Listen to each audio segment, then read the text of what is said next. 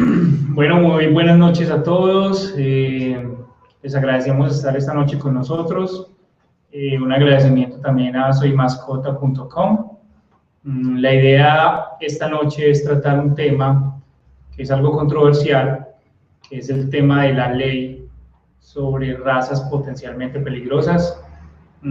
Estoy acompañado del señor Eugenio Helado y Felipe Valencia, dos personas que creemos que nos pueden hacer un aporte muy interesante en este tema, y la idea es que tengamos un espacio de discusión abierta donde tanto las personas que tenemos perros considerados potencialmente peligrosos como las personas que no los tienen, que de pronto tienen algún distanciamiento frente a estas razas, pues tengan un poquito más de información en esos temas. Entonces, con ustedes, mis dos compañeros, que ellos se presenten y digan más o menos, pues, una idea de quiénes son, y arranquemos esto de manera muy informal, hablar sobre este tema. Bueno, buenas noches, mi nombre es Eugenio Henao, soy psicólogo, un poco crítico, pues, como frente a toda esta postura de los perros potencialmente peligrosos, algo que agradezco a Soy Mascota la oportunidad de poderlo como compartir acá con todas las personas que nos están escuchando en este momento, y con mis compañeros, pues, con los que me parece un orgullo tener la oportunidad de tertuliar como tantas veces lo hemos hecho. La única diferencia es que esta vez estamos acompañados de otras personas que nos podrán estar observando, pero siempre fue muy grato para mí poder compartir con ellos y debatir y pensarnos como sobre todo este tema de los perros y los perros potencialmente peligrosos, la ley 746, en fin. Bueno, buenas noches, mi nombre es Andrés Felipe Valencia, soy médico veterinario de la Universidad de Antioquia. Me especializo mucho en la parte de adiestramiento y trabajo conductual con perros, y pues como médico veterinario y estudiante de la parte comportamental también tengo algunas críticas con la ley y de una u otra manera el trato que se le da y el estigma que se le tiene a estas razas que se les denomina potencialmente peligrosos. Al igual que mi compañero Eugenio, agradezco a Soy Mascota por brindar este espacio, de poder compartir con ustedes, pues, el conocimiento y las críticas que tengamos al respecto, y más que todo sea una retroalimentación de parte y parte, de parte de ustedes hacia nosotros y de nosotros hacia ustedes. Ok, yo digo que lo principal para iniciar con esta tertulia es para que la gente que nos está viendo tenga una idea de quiénes somos o qué experiencia hemos tenido con las diferentes razas que existen, inclusive si nosotros hemos tenido experiencias con las razas que están metidas dentro de este grupo de razas potencialmente peligrosas. Entonces, empiezo con mi experiencia. Yo he tenido, la primera raza que tuve fue Rottweiler. He tenido 7 ejemplares de la raza Rottweiler. Tuve pastor alemán, fui uno de los creadores de la Asociación de Pastores Alemanes de aquí en Medellín. He tenido pitbull también, entre otras razas. Entonces, más o menos esa ha sido mi experiencia con algunas de estas razas. Bueno, yo también estuve como en esa locura de formar la Asociación del Pastor Alemán acá. Crié durante un tiempo perros de pastor alemán, los cuales, pues, hay que aclarar que en este país, en Colombia, no son considerados como potencialmente peligrosos, en otros países sí. Y tuve mastín napolitano, que aquí sí es considerado como perro potencialmente peligroso, y puedo decir con propiedad que los perros, por lo menos que tuve yo, eran perros muy dóciles, muy tranquilos, y como individuos alejados, pues, y descontextualizados de lo que se plantea aquí.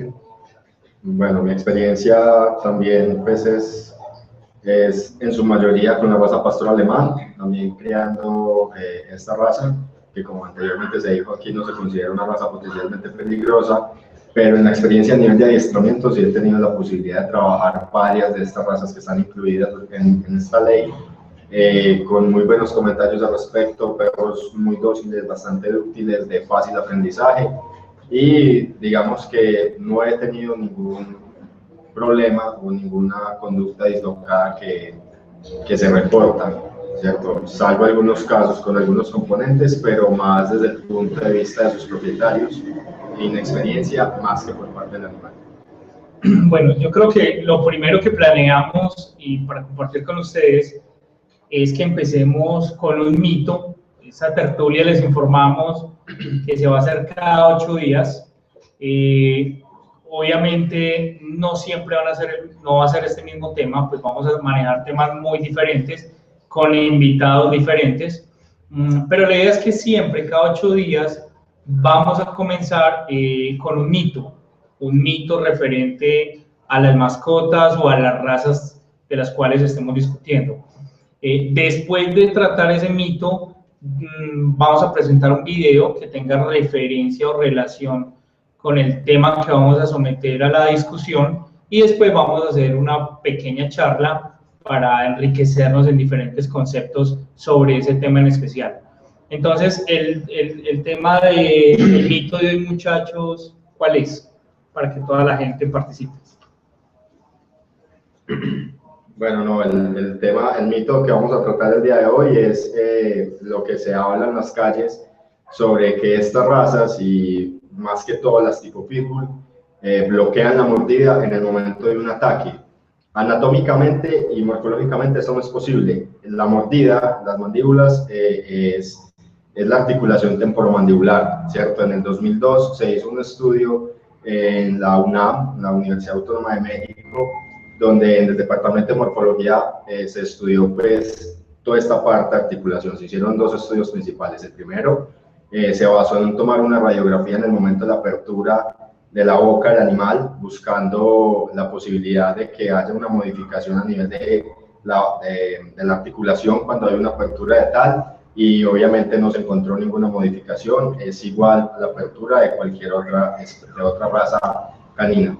Y el segundo estudio que se hizo fue hacer una disección de los músculos el músculo temporal y el músculo macetero, donde se encuentra que obviamente hay una hipertrofia de estos músculos como raza en comparación con otras razas, pero que esto tampoco implica que estos músculos bloqueen la mordida, sino que se ha estudiado más desde el punto de vista del adiestramiento de los perros, que algunos propietarios lo que hacen es trabajar estos perros sacudiendo la presa, que ellos salten, que ellos muerdan, obviamente hipertrofiando más estos músculos y aprendiendo a que por más que se sacudan, el perro no debe soltar.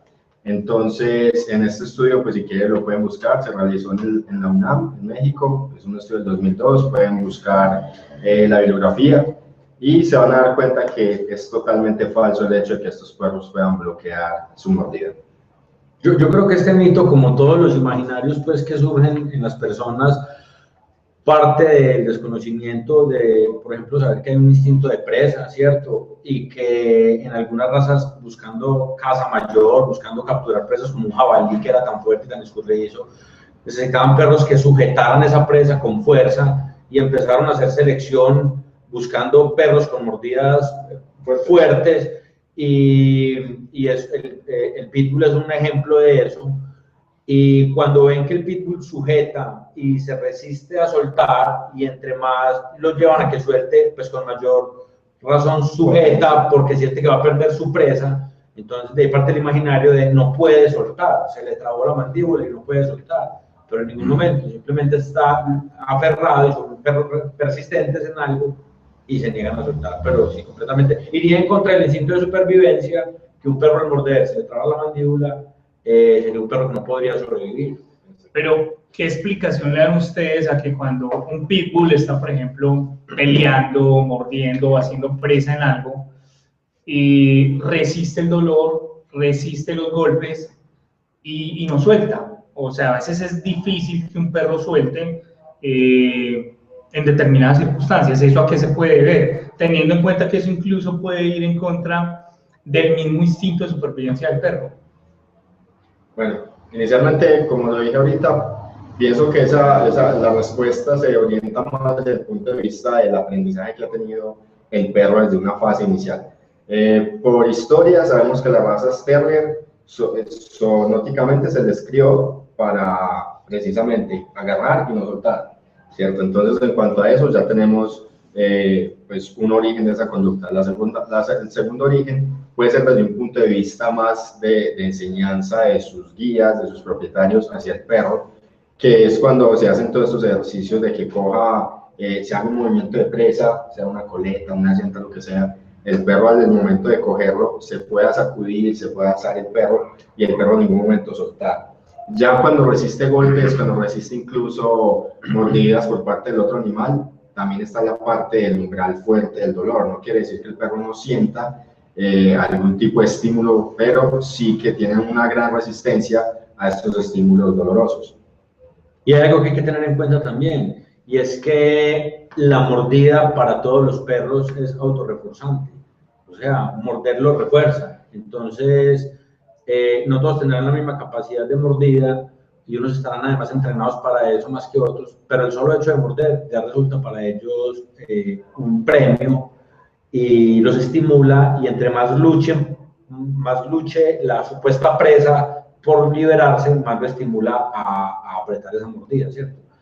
Y lo lleva a resistir, porque en una situación real hay básicamente dos tipos de mordida. La mordida de un perro por defensa, por agresión, con un sustrato de miedo, en la que hay ladrido, porque lo que busca es principalmente ahuyentar al agresor, y la mordida por presa, que es completamente silenciosa, porque es una mordida de caza, es una mordida en la que el animal está acechando una presa, no ladra porque no la quiere espantar, pero la característica es que cuando muerde, muerde con mucha fuerza, justamente porque las presas y le pueden hacer mucho daño. O sea, si no es una mordida contundente, con una patada, un ciervo le puede dañar la quijada y eso le puede costar la vida, ¿cierto? Puede perder la manera de seguirse alimentando y puede fallecer. Entonces, tiene que ser mordidas muy contundentes y dispuesto a todo. Una vez sujetó la presa, no la puede perder. Apela con el instinto de supervivencia también. Y con eso, con base a eso que decís, cuando un perro estos hace presa, se podría suponer entonces que el perro inhibe el dolor, ¿o no?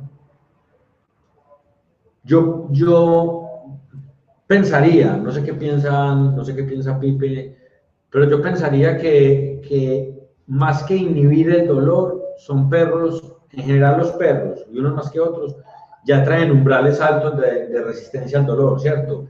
Ya hay unas sensibilidades bajas, físicas, al dolor, que en este punto se salen a relucir, pero que en general tienen unos umbrales de resistencia bastante altos. Sí, lo otro con respecto a estos perros es que cualquier raza canina es lo suficientemente estoico y en ningún momento puede presentar un dolor porque se va a manifestar vulnerable hacia los otros, sea la misma especie o sea otras especies. Entonces, con respecto a eso, no es que lo inhiba, sino que simplemente el perro va a estar concentrado en precisamente tener un éxito en su cacería o en su cometido, en vez de lo que decía Eugenio ahorita, tratar de perder su presa, porque su presa bien puede ser un juguete o puede ser su comida. Ok, me parece importante que todos los que nos están viendo, si tienen algún comentario, si tienen alguna pregunta, me imagino que hay personas que son expertas en las razas, por ejemplo en la raza Pitbull, que es una raza que se acaba de mencionar, pues muy interesante si quieren enviarnos alguna pregunta o hacer algún aporte frente a un tema que seguramente conocen muy bien.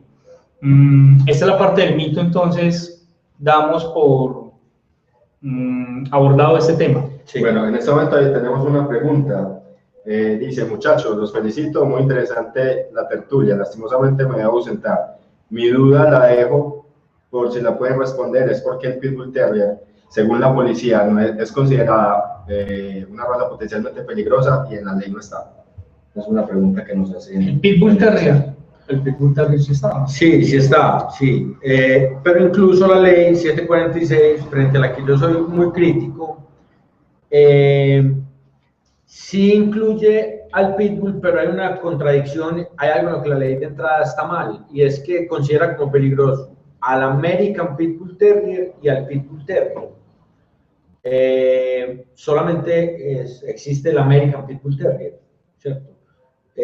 sí los incluye, pero el Pitbull Terrier como raza, ni siquiera no reconocida por la FCI, existe. Entonces, ahí se da uno cuenta que quienes asesoraron esto, quienes lo construyeron, no tenían buenos cimientos, no tenían buenas bases, no tenían un fundamento, porque el American Pitbull Terrier sí está, pero el Pitbull Terrier, que también está, no existe. No existe el Pitbull Terrier. O sea que ahí serían 10, quitando el Pitbull. 10 razas consideradas, sí. O sea, pero tú dices que no está donde, reconocida dentro de las entidades que manejan las... Sí, el Pitbull agrupaciones de Pitbull Terrier no es una raza. Sí.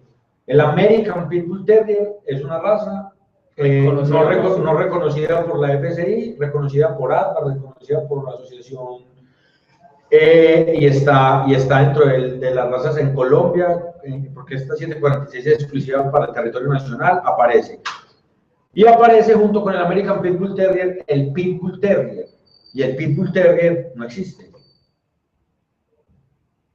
Ahora, dentro de la ley no habla de cruces o derivados de la raza También, de cruces. Entonces, también incluye los híbridos, también incluye los híbridos de American Pitbull Terrier.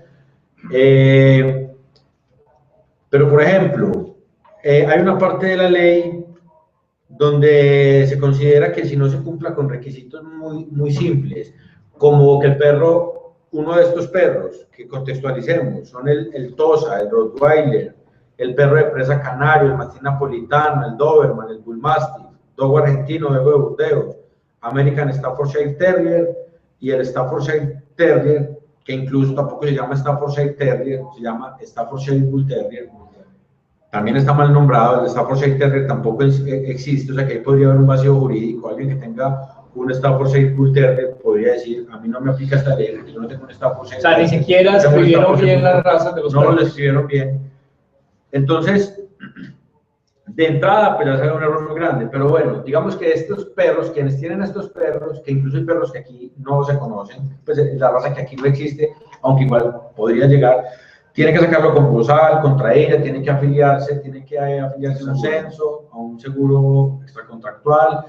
Si no cumple con esos requisitos, la policía puede decomisar el perro, usted tiene que pagar la multa, además de la multa tiene que pagar el tiempo que duren las perreras, y se lo tienen las perreras solamente por 10 días. Si en 10 días no lo reclaman y no pagan lo que deben, lo que adeudan, se procede al sacrificio eutanásico. Y ahí tengo yo una duda para Pipe, que esto no lo tengo muy claro, y como veterinario no se puede orientar. ¿Un veterinario éticamente puede eutanasiar a un perro sano? Es que, pues, éticamente no se puede hablar de eutanasia cuando el perro está sano. Realmente la eutanasia es un procedimiento que se utiliza más para, como se dice etimológicamente, la eutanasia es una buena muerte, ¿cierto? Es para un animal que tiene ya de pronto una situación clínica, una enfermedad que está deteriorando su calidad de vida, un animal que no se puede mover por sí solo. Y legalmente se podría, o sea que un veterinario legalmente en Colombia podría eutanasiar a un perro sano. Sano, pues lo que pasa es que con respecto a eso hay mucho desconocimiento con la parte comportamental. Pienso que si un animal que esté catalogado entre esta ley potencialmente peligroso va a ser sacrificado por un comportamiento, tendría que ser un médico especialista en comportamiento el que estipule si el perro puede tener un tratamiento conductual, sea por una modificación de conducta o se utilizan psicofármacos para modificar esa conducta, el que decide si el perro conductualmente no mejora y debería someterse a sacrificio. Pero, Pipe, qué pena, pero es que ahí estás hablando del debería ser. Sí. Pero si la pregunta, lo que entiendo de Eugenio es si un juez o si la ley estipula que se debe sacrificar un animal, un perro, que está en perfectas condiciones de salud, a ese médico veterinario que haga ese procedimiento, si lo pueden obligar a eso, cabe incluso una demanda por parte de los propietarios, demostrando que el perro está en muy buenas condiciones físicas. Pensaría que el médico no tendría por qué hacerlo. Pero digamos que un médico que trabaja con el Estado o con alguna institución que se encargue de eso, pues sí lo podría hacer. Pienso que tienen que estar amparados bajo algún argumento, pero éticamente un animal sano no se puede hablar de eutanasia. Porque es que entonces esta ley está en contra como de la bioética, ¿cierto? Y peor, porque aquí no me están hablando ni siquiera de un ataque, no hemos llegado a la parte de los ataques, simplemente estamos hablando de cumplir con un bozal.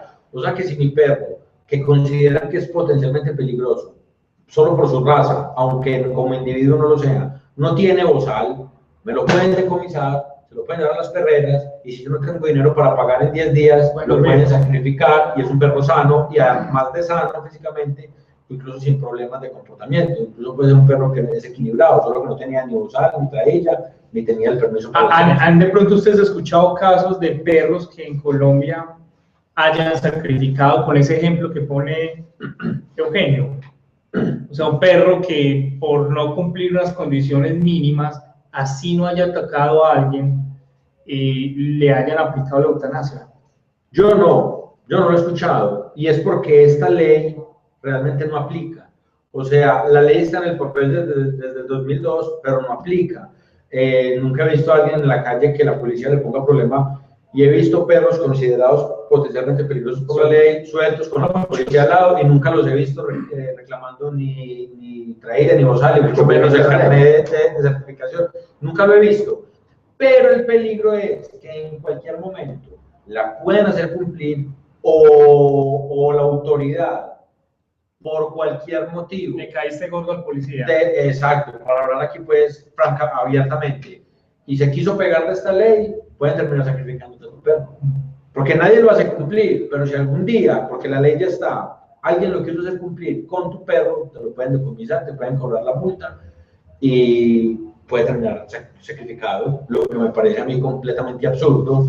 Y no soy veterinario, pero si fuera veterinario, mi ética me impediría hacer un procedimiento de estos, ¿cierto?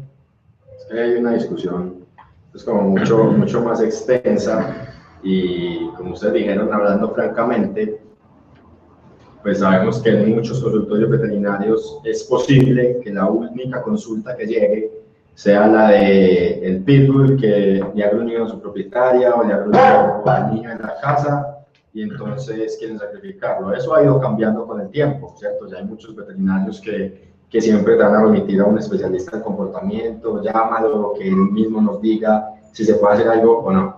Pero sí se sabe que hace mucho tiempo, años atrás, como única consulta que llegaba en el día, tristemente, pues había que tomarla y había que hacer el proceso, o había que hacerlo o no, hacían el proceso de eutanasia, ¿cierto? Pero como decimos, en este momento ya muchos centros veterinarios han tomado cartas en el asunto, ya te van a remitir estos pacientes con estas conductas dislocadas y especialistas en conducta, hacia entrenadores o personas que se hayan capacitado en el tema de comportamiento, y pues son estas personas a la final quienes pueden hablar directamente con el clínico y decir si el perro puede mejorar o no.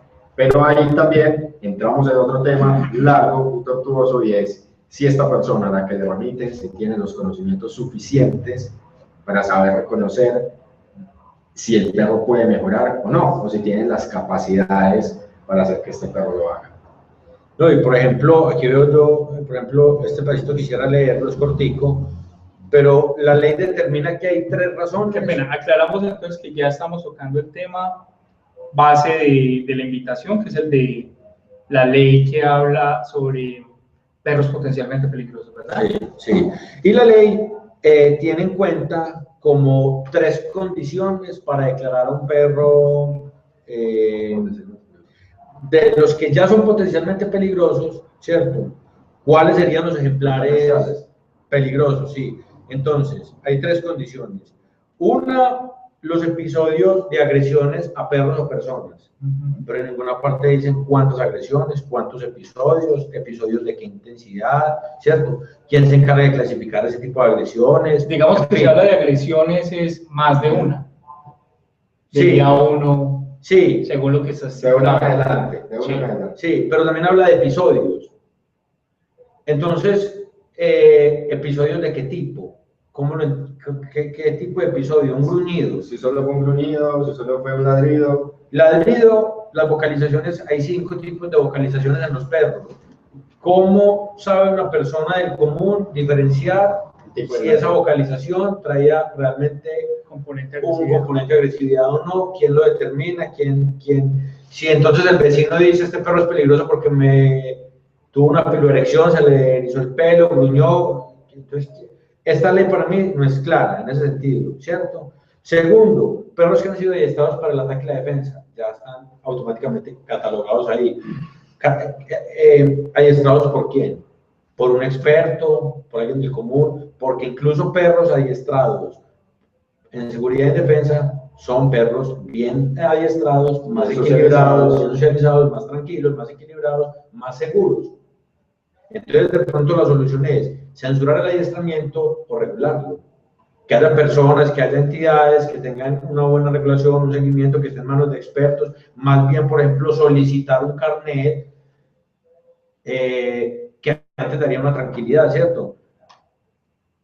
Por ejemplo, el problema no sería el automóvil es igual un arma, un automóvil es un arma, por eso se regula, por eso hay sanciones para las personas que manejan esa arma de manera responsable en estado de embriaguez, por eso hay unas licencias de conducción y unas revisiones y unos exámenes médicos para controlar, pero aquí no se censura, pero nadie estaría censurando el vehículo, si no hay mal uso del vehículo, aquí no está censurando el mal uso de esta otra arma potencial, sino el arma o digamos el perro prejuzgado como tal. Y por último, pues ya que vemos el colmo, los perros que pertenecen a ciertas razas, es el tercer criterio.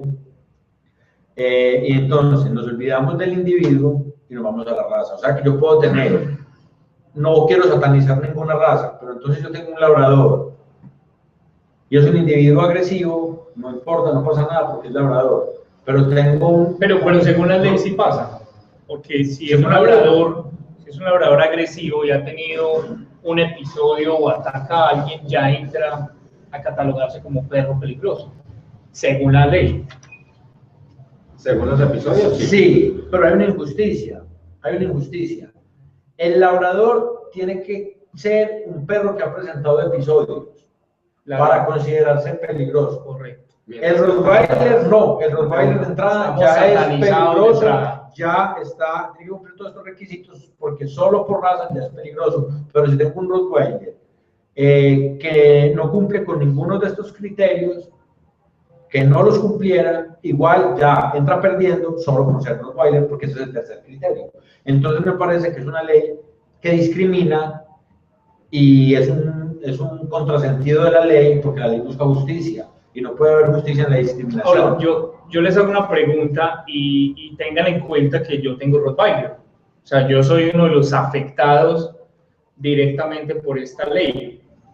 Pero ¿de dónde creen ustedes que nace esa ley? O sea, yo me imagino que esa adversión hacia ciertas razas, pues tiene que tener alguna explicación histórica. De algún lado debe haber salido esta norma y ese rechazo a algunas razas que tal vez injustamente estamos satanizados. ¿De dónde creen ustedes que se origina esa adversión hacia esas razas? Yo pienso que un hecho negativo en todo hace más mella y más daño que 100 buenas acciones, ¿cierto? Entonces, el hecho de que un perro ataque a alguien genera todo un movimiento social por el daño que puede causar y desde el desconocimiento y la ignorancia se construyen este tipo de leyes. Por ejemplo, hay un temor natural a volar, a tomar un vuelo, a viajar en avión, porque hay un miedo real de que se puede caer y te puedes morir, ¿cierto? Y ha habido accidentes aéreos y han traído muchas muertes y han sido muy sonados, y cuando hay un accidente aéreo pueden hablar de eso 3 días. Impacta más. Pero nadie dice que todos los días hay cientos de vuelos muy seguros, no pasa nada. Entonces sería lo mismo, que reguláramos y que se considerara peligroso volar, porque se han presentado unos hechos aislados, pasa lo mismo acá, se han presentado unos hechos aislados que son reales, que sí considero que puede haber individuos que presenten un peligro, pero no razas como tal, no razas. Pienso que no se puede satanizar. Incluso esta ley va a un extremo en el que no es peligroso, o sea, no discrimina solamente a los perros, discrimina también a las personas. Porque aquí hay una parte donde dice que hay una restricción que recae frente a personas que se encuentren en estado de embriaguez, bajo el influjo de sustancias psicoactivas o presenten limitaciones físicas. Están en el mismo plano. Si yo estoy en la calle con mi perro ebrio, que hasta ahí lo entiendo, o bajo el influjo de sustancias psicoactivas, pues tendré una sanción, porque puedo tener un arma potencial, como estaría igual en un carro ebrio, y me entraron las sanciones. Pero si tengo una limitación física, no puedo tener un perro. O sea que esto va en contra de todo lo que se viene trabajando últimamente en aras de la equidad, de la independencia. Y aclara que sí podría una persona que tenga un perro con una limitación física, pero que tenga un perro de asistencia. Aquí, ¿quién certifica los perros de asistencia? ¿Quién los regula? ¿Quién los otorga? ¿A dónde puedo acceder si quiero un perro con asistencia? Si quiero un perro de asistencia, yo con una limitación física, entonces no puedo tener simplemente una mascota, tiene que ser un perro de asistencia, porque entonces soy incapaz de tener un perro porque tengo una limitación.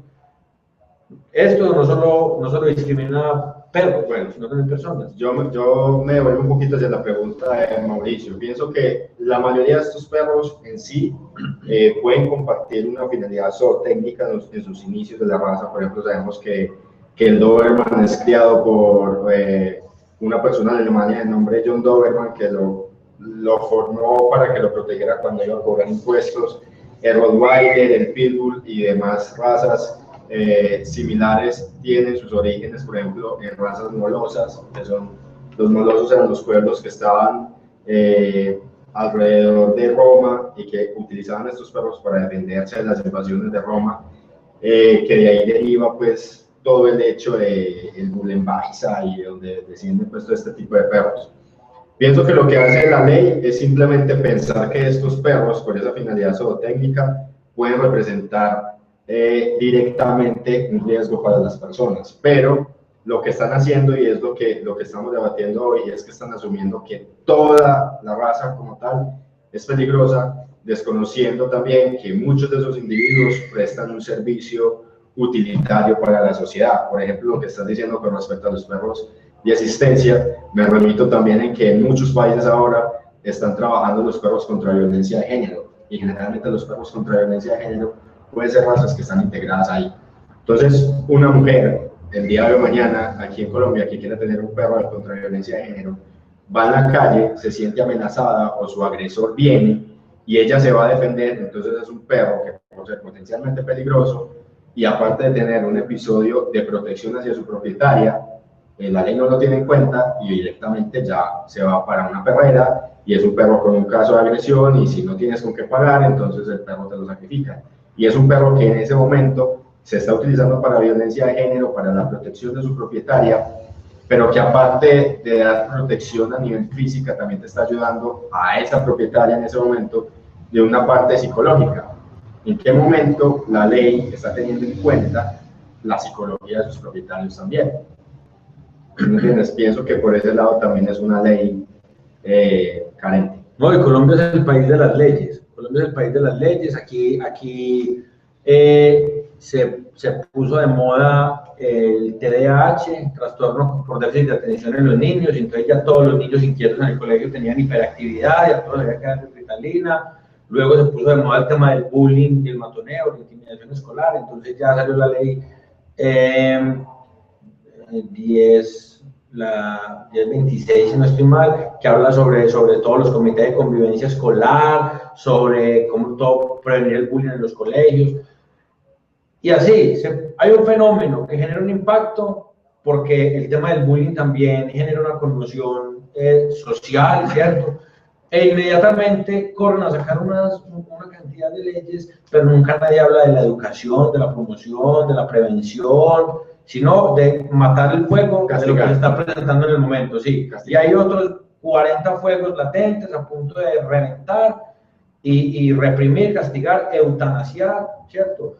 E incluso el perro es tan víctima en esto que si entonces yo estoy borracho en la calle y tengo mi perro, por el hecho de estar borracho, el perro me lo decomisa. Listo, perfecto. Pero si el borracho irresponsable no quiere ir a pagar la sanción, ¿a quién es el que eutanasia? Al perro.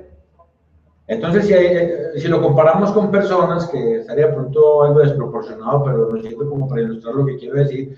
Entonces, si un niño es víctima en su casa de violencia intrafamiliar, lo pone en medida de protección, bienestar familiar, se lo lleva, y si los padres no mejoran, sería el niño quien tendría que asumir las consecuencias. Que de alguna manera es lo mismo, porque a veces no se sabe qué es peor. Cuando los niños los dan en medida de protección, terminan siendo revictimizados. Aquí pasa lo mismo. El perro, porque el propietario, que fue quien lo sacó borracho, se lo retira, se lo lleva a la perrera, pero el que está estigmatizado y el que es eutanasiado es el perro, si no pagan la multa en un plazo de 10 días. Incluso me parece un plazo. Si les entendí más o menos bien, tú dices que ha habido algo de mala publicidad o de excesiva publicidad en contra de algunas razas, y según entiendo a Pipe, hay algunas razas que por su origen, por la función para la que fueron creados, pues también han llevado parte y han sido satanizados.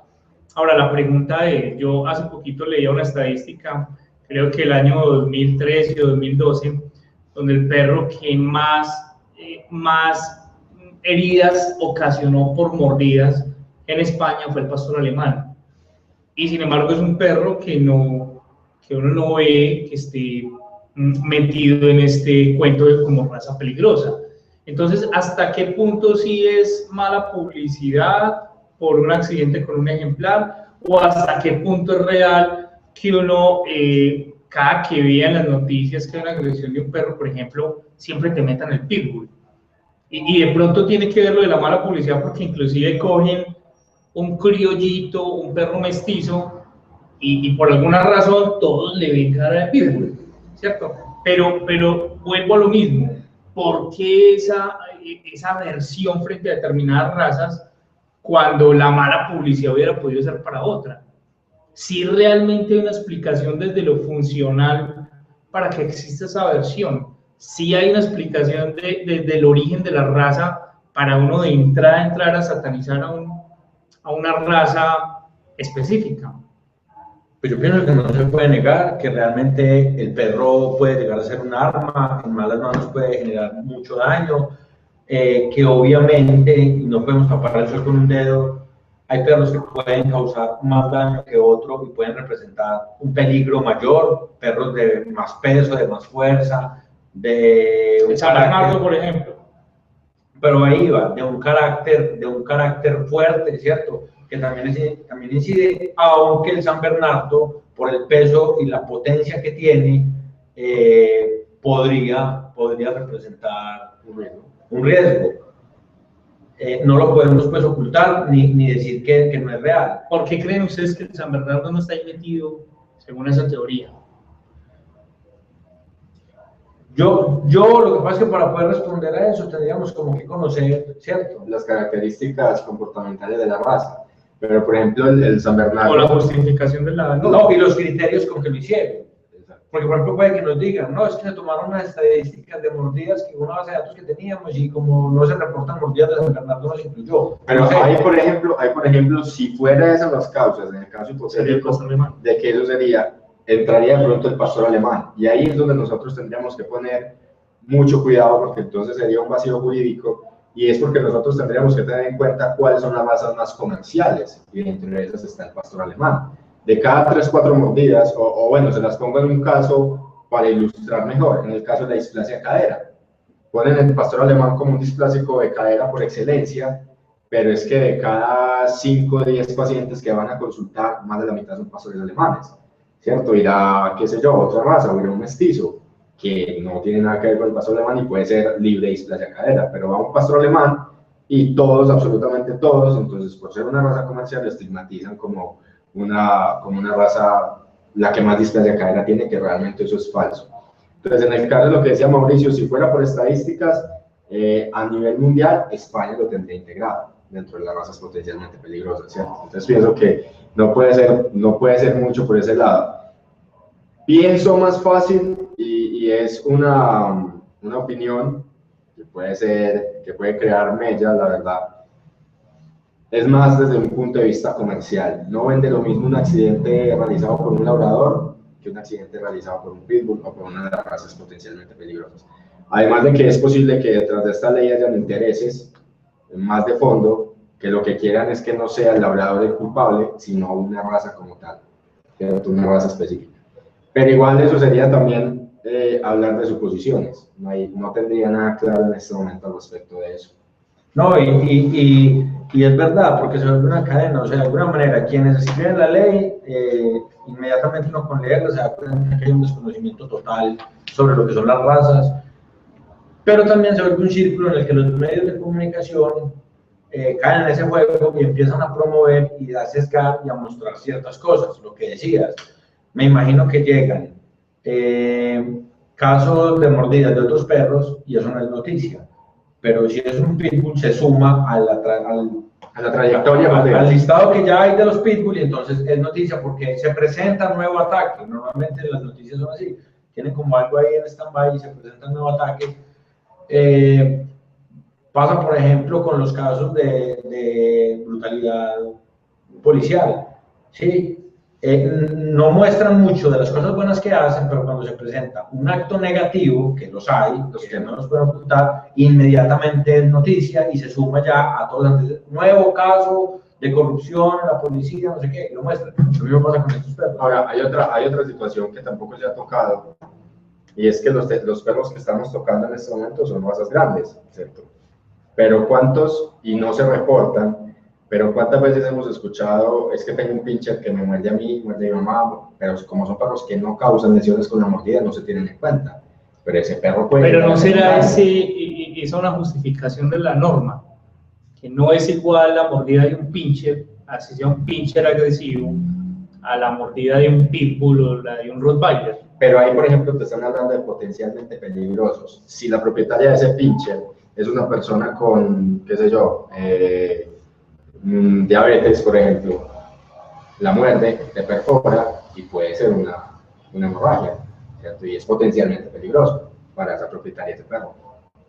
O si ese perro va en la calle normal y es un poodle y te muerde una persona que tenga un problema de coagulación, es un perro potencialmente peligroso. Pero tal vez estadísticamente hablando sí pueden haber más probabilidades que cause daño un pitbull, un rottweiler, un perro grande y fuerte a un pincher o un poodle, por ejemplo. Total. Tal vez no sé si por ahí ellos, los honorables padres de la patria, se hayan pegado para justificar la ley. Que esta ley puede estar bien, que esto se debería regular, debería ser asesorado por expertos, debería tener controles. Un perro puede ser un arma igual como lo es un carro. Y en el auto ya, en materia de automóviles, se ha avanzado mucho. Yo pienso que está bien que haya leyes que estén claras y que controlen y que regulen, y que en los casos que sea necesario proceder, se proceda, y que incluso los propietarios y responsables esto les pueda dar cárcel, que se endurezcan las penas. Yo estoy de acuerdo con todo. El problema es cómo está planteada y cómo está estructurada. De entrada, que considere razas, ya está sesgada. Simplemente se podría hablar de perros. O sea, y el perro que no cumpla con ciertas condiciones tendrá unas sanciones para el propietario, para el perro. El perro puede ser un criollo, puede ser un mestizo, pero no la raza tal. O sea, la ley ideal para vos no sería una ley en la que se hable de razas, sino de individuos peligrosos. Como no me parecería que hubiera una ley que hablara, la ley debe hablar de humanos. No me parecería que hubiera una ley que en este momento nos hablara de católicos o de cristianos o de negros o de judíos, ¿sí? Y me parecería injusto que se dijera, esta ley cobija a los judíos y a los caucásicos, y empezaron a redactar. Puede ser una ley muy bien estructurada, muy pensada, pero ya se cae por su propio peso porque solamente está dirigida, ya es excluyente, ya es discriminatoria. Simplemente humanos, y el humano, independiente de su cultura, religión, raza, sexo, lo cobijan por igual. Lo mismo, no importa si es Rottweiler, Pinscher, Chihuahua, si representa un peligro, si no cumple con unas condiciones, si su propietario es irresponsable, debería caber en el mismo paquete. Para mí eso es justicia, que es a lo que apuntan las leyes. Ahora, la ley está mal planteada, según lo que más o menos les entiendo y es la opinión de ustedes. Podría tener una justificación mejor y podría tener una mejor orientación, ¿cierto? Ahora, la pregunta es, ¿actualmente estas normas son aplicables? ¿Ustedes conocen casos en los que esta legislación haya tenido algún beneficio o creen que todo lo contrario? ¿Nos ha causado perjuicios, rechazos, problemas entre las personas? ¿Si ha servido o no ha servido esta ley hasta el momento? Más que como no ha sido tan aplicable, no podría uno testificar al respecto. Lo único que a nivel personal opino eso es, ha creado obviamente estigmatización, ha creado que personas, incluso con esa misma ley, de una u otra manera creo que se incentivó la crianza de ciertas de estas razas. Pero la pregunta es, ¿antes de esa ley había estigmatización del pitbull, del rottweiler o no? Había miedo y más que todo... O sea, sí había estigmatización. De una u otra manera, Y sí. esto lo alimenta. Y eso lo alimenta. ¿Y esa estigmatización venía de dónde? ¿Del cine, las películas? El cine de Hollywood colabora mucho al respecto. ¿O de estadísticas reales? Es la pregunta. No, yo pienso que viene más de los medios de comunicación. Viene más de los medios de comunicación. Sucedió con la muerte de este señor, que se me escapa el nombre, este australiano, el cazador de cocodrilos. Sí. Con la... Nadie tenía que ver nada con las rayas. Murió en un accidente de manera trágica. Negligencia de él. Murió por una raya y al otro día las estaban asesinando a todas, se emprendieron contra las rayas, que hasta su esposo tuvo que... No, yo no le tiene miedo ya a una raya. Claro, hasta la más pequeñita. Entonces uno ya le tiene pánico a la raya. Claro. Entonces ahí hay una satanización de los medios, de un ser que para nada y que ni siquiera está dentro de nuestra cotidianidad. La película Tiburón, la película Piraña, ¿qué generaba? Generaba esa satanización de los medios. El Doberman en los años 80. El Doberman en los años 80 fue... O sea, vos crees que el tiburón está satanizado, vos nadarías tranquilo con un tiburón al lado. Se presentan ataques de tiburón, que también sería un absurdo negarlo, que como se pueden presentar ataques de diferentes animales. La pregunta es, arremetemos contra el tiburón, extinguimos al tiburón.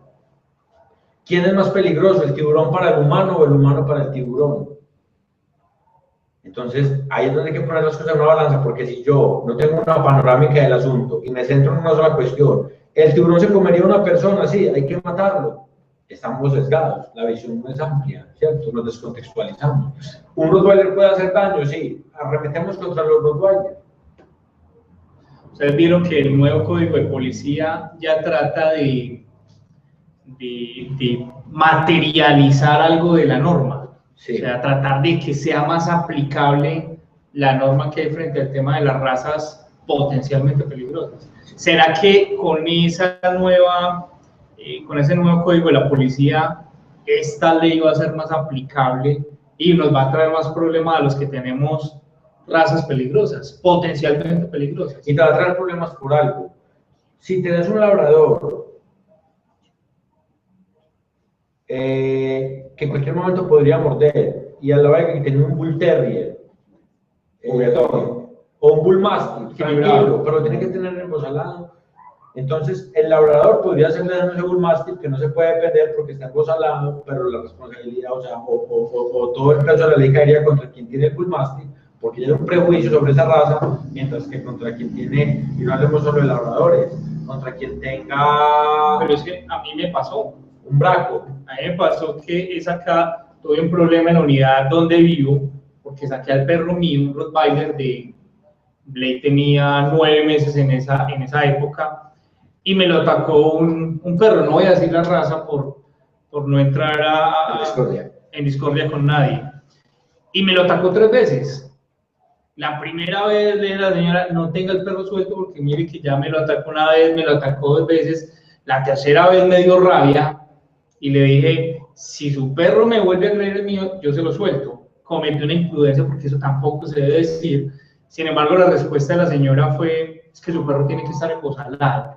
O sea, el problema ni siquiera fue de ella, que tiene un perro suelto y que viene y muerde a mi perro, sino el problema es mío porque tengo una raza potencialmente peligrosa y no lo tengo embozalado. Y ahí quería llegar, y entonces genera discordia entre las personas porque no me gusta. Y entonces el solo hecho de que ella o alguien que ella pueda tener a su perro suelto y yo no, y todos están contra mí, y de entrada yo voy perdiendo, pasa exactamente lo mismo que pasaba en la época de Martin Luther King con el problema racial que vivían. Había supuestamente igualdad para todos, había acabado pues hacía muchos años la esclavitud, blancos y negros podían compartir supuestamente igualdad de condiciones, pero era mentira, había discriminación, los negros no podían tomar el autobús de los blancos, había universidades solo para los negros, y eso que generó un conflicto social, porque había unas leyes para unos y otras leyes para otros, y eso generó un choque, y eso tuvo que cambiar, y ahora estamos repitiendo la historia con los perros, que los perros finalmente tienen propietarios que exigen derechos, y entonces si hay unos derechos para mi perro y otros privilegios para otro perro, solo por la raza, ni siquiera por la individualidad y por el temperamento de cada perro, sino por la raza, ya de entrada te genera un choque, porque estás en desventaja, porque es injusto. Es injusto. En este momento, incluso, y qué pena te corto ahí, incluso se ha dado el caso, y tuve un conocido, propietario de un cruce con Pitbull, porque no era Pitbull completamente, que esta persona residía en un lugar de aquí en la ciudad de Medellín, con un parque lineal bastante grande, y resulta que la perrita tuvo un par de comportamientos simplemente de gruñir por una causa, que eso es otra cosa que la ley no especifica, y es qué tipo de agresividad. Hay muchas, y la conducta puede estar detonada por algo, que no necesariamente tiene que ser que el perro sea desequilibrado. Entonces, esta perra obviamente detonó un componente agresivo que es el gruñido hacia un perro, en ningún momento hubo lesión ni hubo intento de atacar al otro perrito, y lo que hizo la gente al respecto fue crear un grupo en el Facebook y ponían en contra de el nombre de la perra. Entonces ya tampoco se podrían compartir espacios públicos por el solo hecho de yo tener una raza potencialmente peligrosa, ¿cierto? Entonces ahí, por ejemplo, ahí es donde la ley empieza a crear discordia entre las personas, precisamente por eso, porque unas están amparadas y otras no, ¿cierto? Entonces la ley sí es... No, hizo un perro de otra raza te gruñe, la gente dice, le gruñó, ¿qué le pasó? No le gustó, punto. Pero si es un perro de los que esto reprenda como potencialmente peligroso, entonces dicen, si ve, es que es peligroso, alimenta ese prejuicio, alimenta esa mala idea, ¿cierto? Y tienen un amparo para irse, lancen ristre contra una persona y decir, mire, es que la ley lo dice, por algo será, lo que está diciendo ahorita, por algo será. Sí. Y las leyes están mal hechas, muchas. No solo esta, hay muchas leyes mal formuladas porque son formuladas por personas. Esto no es la Biblia, esto... Entonces, llegan con este respaldo, papel en mano, y te dicen, mire, le confirmo, su perro es peligroso. Pero todos los perros no tienen todos los días el mismo humor, todos tienen derecho un día a estar en las públicas, a gruñir, a tener un dolor, pero no los van a medir con la misma vara, lo mismo que nosotros. Un día podemos estar de mal genio, ¿sí? Pero sería muy injusto que porque yo un día me enojé, me metieran a la cárcel y otra persona simplemente porque es cristiano o porque es de raza amarilla o lo que sea, se enojó, pero se puede enojar porque no está dentro de esta ley. Yo digo que de todas maneras tenemos que avanzar un poquito, no abusar de la gente. No sé si empezamos a responder algunas preguntas que nos hacen. La idea es que estas tertulias sean tertulias no muy largas para no cansarlos a ustedes. Cada 8 días les recuerdo, todos los miércoles a las 7 de la noche vamos a hacer tertulias para las personas que les gustan los temas relacionados a las mascotas, a los perros. Vamos a traer diversos invitados. Este no es el único tema, pues. Exactamente, entonces están cordialmente invitados. Si quieren empezamos a hacer a leer algunas preguntas, a ver qué opinión tienen. Entonces me hacen esta. En Estados Unidos tienen parques especialmente para los amantes de los perros. Llevan a sus mascotas, pero acá, si llevamos a nuestros niños al parque, toca estar pendiente de 2 cosas. 1, evitar pisar cuanto excremento de perro hay en el piso. 2, evitar que nuestros niños se acerquen a esos animales peligrosos. ¿Qué opinión Tiene toda la razón y la pregunta ahí sería, que no recojan los excrementos es culpa del perro o del propietario. Falta entonces endurecer las leyes y terminar eutanasiando y sacrificando, o promover la cultura, la educación, que es un camino de pronto un poco más largo, pero lo ha comprobado Mocus, lo ha comprobado Peñalosa, lo ha comprobado Fajardo, que es por medio de la educación y de la formación de personas que esto va a cambiar, porque entonces erradicamos los perros, los sacrificamos, va a cambiar la mentalidad de las personas. No va a haber excremento en los parques, pero va a haber basura en las calles, pero va a haber conflictos, pero va a haber personas intolerantes. Va a haber otro problema al cual... El problema no es que haya heces en el parque, el problema es la cultura y la mentalidad nuestra, y si como sociedad no apuntamos a eso y nos quedamos en la bolsita o en el perro, no vemos el problema de fondo, ¿sí? Le apuntamos al potrero y no vemos, le apuntamos a la vaca y no vemos la montaña. Entonces, tenemos que ver el problema de fondo. ¿Ustedes creen que medidas coercitivas, por ejemplo, en el tema de recoger los excrementos, servirían? Recuerdo el tema de conducir después de haber ingerido licor. Antes todo el mundo lo hacía porque las multas eran irrisorias.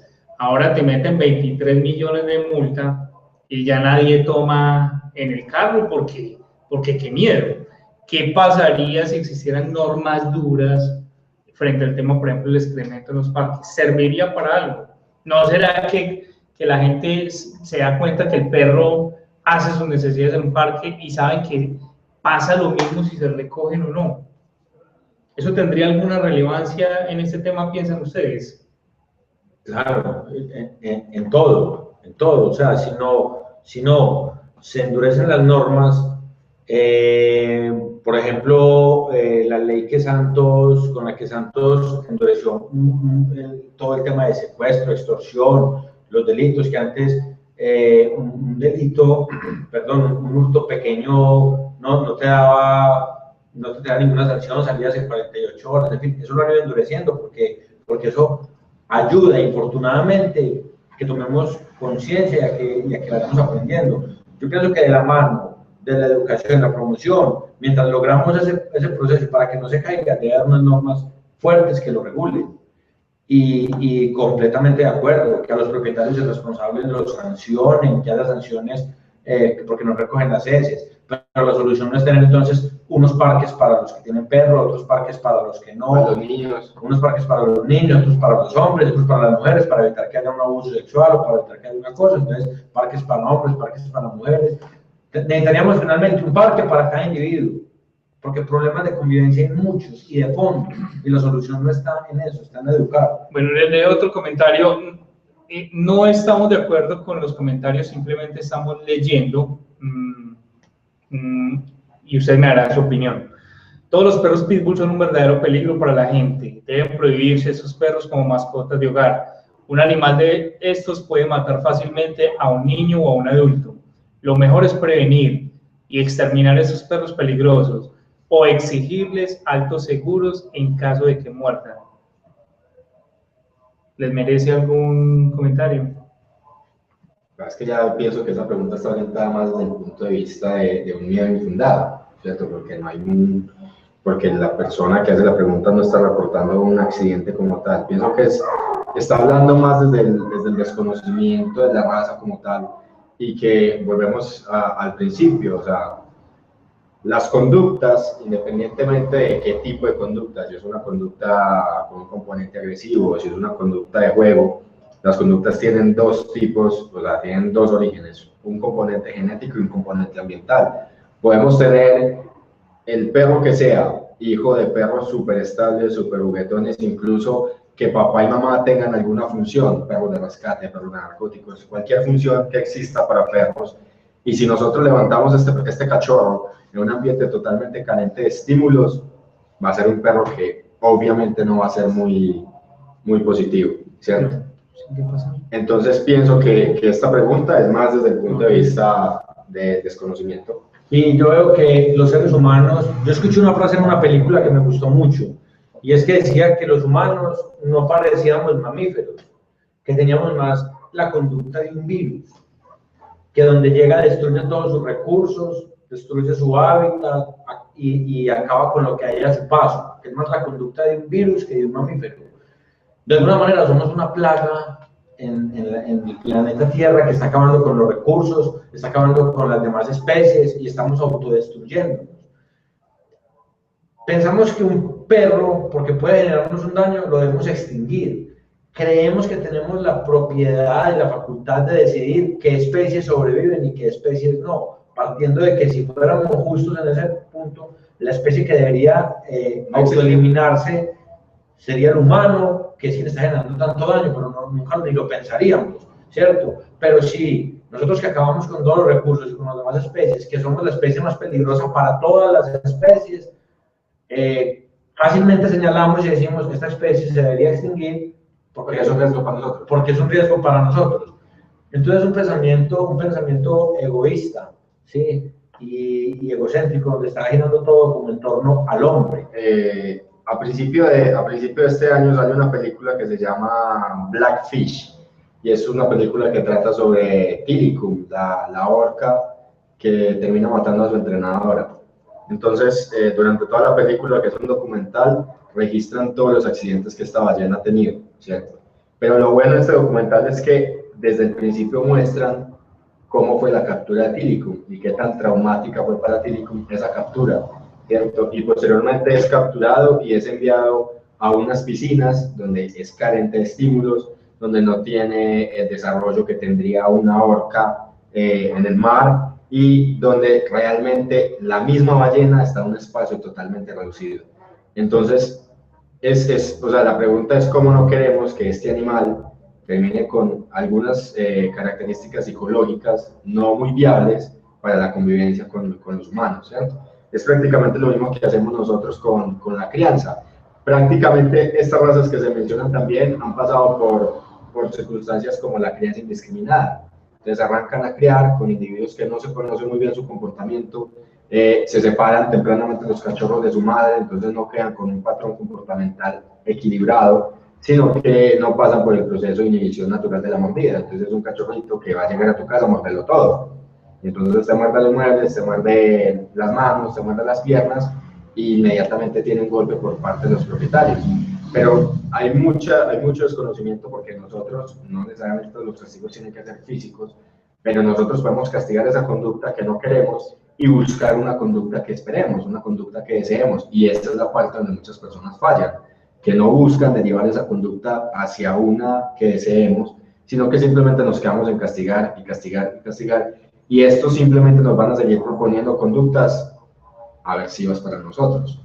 No, y te acuerdo en que habrá individuos caninos que no podrán adaptarse a vivir en una sociedad, seguramente habrá casos, y habrá que endurecer las normas para propietarios irresponsables y para ese tipo de perros, pero de ahí a decir que una raza completa debe extinguirse porque es potencialmente peligrosa, en ese orden de ideas tendríamos que acabar con gran cantidad de especies en la naturaleza, como por ese miedo. Fue lo que pasó con Excalibur ahorita hace poco en España, que entonces por miedo a que nos contagie del ébola procedemos a asesinarlo sin realizar el debido proceso. Bueno, acá alguien hace el siguiente comentario. Si la característica representación de ataque es sumado a la raza en específico, como lo comentaron los presentadores, ¿por qué igualmente se habla de un caso más de en algunas razas en específico? Se puede presentar varios ataques de labradores, pero no suenan como un caso más. Pregunta de Miguel.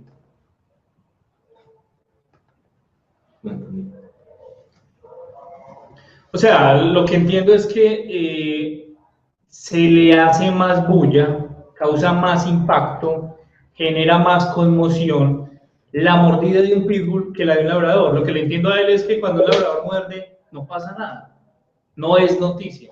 Pero si un pitbull muerde, sí, es noticia. Exacto, lo que mencionábamos. Sí, eso hace parte también ya de la bola de nieve que se va generando en los medios de comunicación y como hay noticias que se ignoran y otras a las que se acude porque en sí ya son una noticia. O simplemente se le atribuyen ese ataque a una raza que ni siquiera fue la que hizo el ataque, la que propuso el ataque. Puede ser un obrador y lo que decíamos ahorita es un pitbull.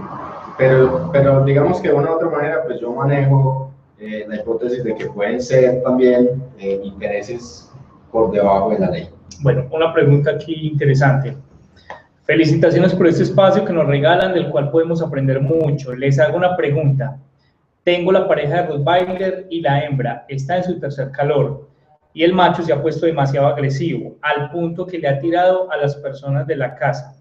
Solo me respeta a mí. ¿Qué puedo hacer en ese caso? Pregunta Gabriel.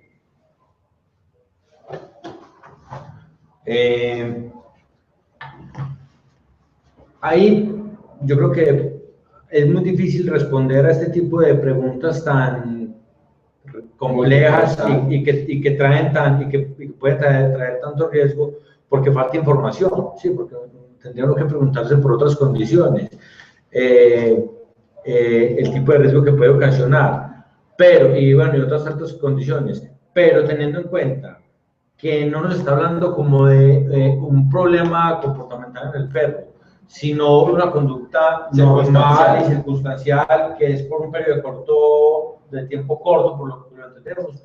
Para mí una de las grandes ayudas es la que tuitea Felipe, apoyarse con un bozal, ¿cierto? Apoyarse con un bozal para evitar un incidente, pero no solo lo dejaría en el bozal, sino que de la mano del bozal iría haciéndole un trabajo al perro de habituación a los demás miembros de la casa en presencia de ese estímulo o de ese recurso que le genera como la agresión y que le sirvieran la comida a las demás personas en presencia del recurso que en este caso sería la perra en celo, que lo acariciaran, que hicieran mucha presencia, apoyándose en el bozal para que poco a poco pues esto vaya mejorando y no se vuelva simplemente una dependencia del bozal. Sí, o sea, lo que pasa es que es viable que la pregunta que ella nos está haciendo sea más un por qué lo está haciendo, ¿cierto? Y a eso es lo que te referís, que puede ser un problema multicausal, ¿cierto? Tipos de agresiones y agresividades hay muchos. Lo que pasa es que nosotros le ponemos el término y por definición pensamos que agresividad es un término negativo y de hecho todos tenemos un componente agresivo. Que algo ya sea exacerbado y ya pueda llegar a ser hasta patológico y dañino es diferente. Pero digamos que en ese caso ya tocaría, como decís vos, evaluar otro tipo de circunstancias para poder determinar qué tipo de agresividad es. Porque así someramente podría pensar uno que es una agresividad por recurso o incluso que es una agresividad territorial. ¿Sí me entiendes? Pero tendríamos que mirar más de fondo, ¿cierto? Hacer ya una entrevista, por así decirlo, que eso es una consulta comportamental y poder estipular. Pero digamos que uno de los mecanismos de acción que podríamos utilizar ahora es el trabajo conductual que estás proponiendo. Y habría que preguntarse si sucede solamente En presencia. porque está la hembra en celo o si cotidianamente el perro cambia un poco cuando le van a servir la comida, le van a servir el agua, cuando lo van a bajar de la cama, cuando hay recursos de por medio y ahí sí requeriría un trabajo de un experto para trabajar como esa agresividad por los recursos que cada vez puede ir ganando escala, se puede volver más complejo, pero es algo de manera completa. Me dicen que la pregunta fue de Gabriel. Bueno, como les digo, este es un tema que genera mucha controversia, porque de un lado estamos las personas que tenemos las razas que se ven afectadas o discriminadas por esta ley, y en otro lado están las personas que de pronto o han sufrido las consecuencias de algún individuo agresivo, o de pronto tienen un miedo, y a veces los miedos pues también existen y es difícil decirle a una persona que no tenga miedo. Esta persona dice, tocará defenderse, dice la hindú, tocará defenderse a como dé lugar de los dos animales, del dueño y del perro. Les digo que si un perro de estas razas peligrosas agrede a uno de mis familiares, lo mato, y si el dueño intenta agredirme también. De pronto eso es lo que vos decías ahorita. este tipo de situaciones terminan generando más violencia. Más violencia. Y le preguntaría a uno, al hindú, La hindú. le preguntaría a uno, bueno, pero ¿y si quien agrede a tu familia es un perro de los que no está catalogado como potencialmente peligroso? ¿Reaccionarías igual? Y le haría una segunda pregunta, ¿es la violencia la solución a los problemas, a cualquier tipo de agresión?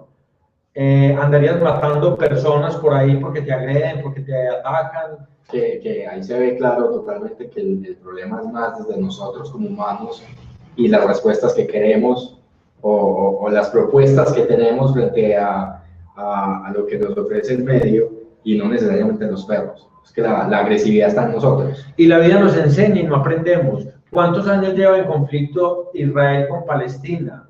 Muchos. ¿Cuándo lo va a solucionar por la vía del conflicto armado? Nunca. El Estado con la guerrilla colombiana. ¿Cuándo se va a acabar esa guerra por medio del conflicto armado? Nunca. ¿Cómo liberó Gandhi a la India de Inglaterra? Por el camino de la no violencia. Liberó un país completo que hoy en día perfectamente estaría bajo el dominio y el influjo de Inglaterra, porque económicamente, ¿qué representaba la India para Inglaterra? ¿Cómo hubiera podido la India mediante la guerra liberarse de ese influjo inglés? Nunca. ¿Cómo lo logró? Mediante la no violencia, no respondiendo nunca a las agresiones. Fue la única manera. Entonces, la historia nos lo comprueba siempre. J nos escribe para ir terminando esta tertulia.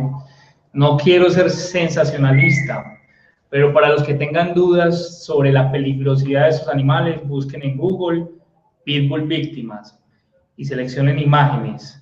Ojo, no es para personas sensibles. Y alguien le responde, yo tampoco quiero ser sensacionalista, pero para los que tengan dudas sobre los verdaderos problemas de Colombia, busquen víctimas del conflicto armado en Colombia. Ojo, no es para personas sensibles. Y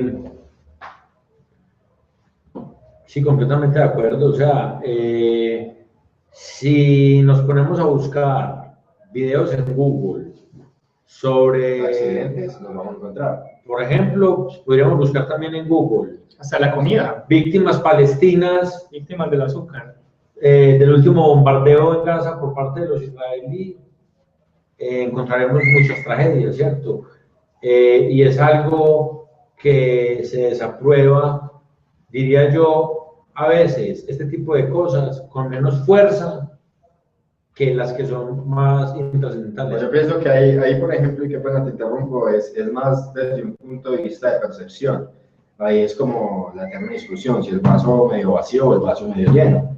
Porque si yo quiero buscar accidentes de pitbull, los voy a encontrar. Pero si yo voy a buscar, por ejemplo, pitbull y bebés, voy a ver un montón de videos de pitbull con un bebé lamiéndolo, haciendo la fiesta, incluso bebés aprendiendo a gatear detrás de su pitbull. Y no hay un accidente como tal. ¿Me entiendes? Es dependiendo de la percepción que yo quiera y cómo quiera encarar el tema, lo que yo voy a encontrar, sea positivo o negativo.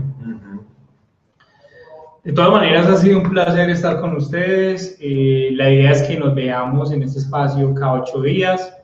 Los invitamos también a que participen en la página soymascota.com.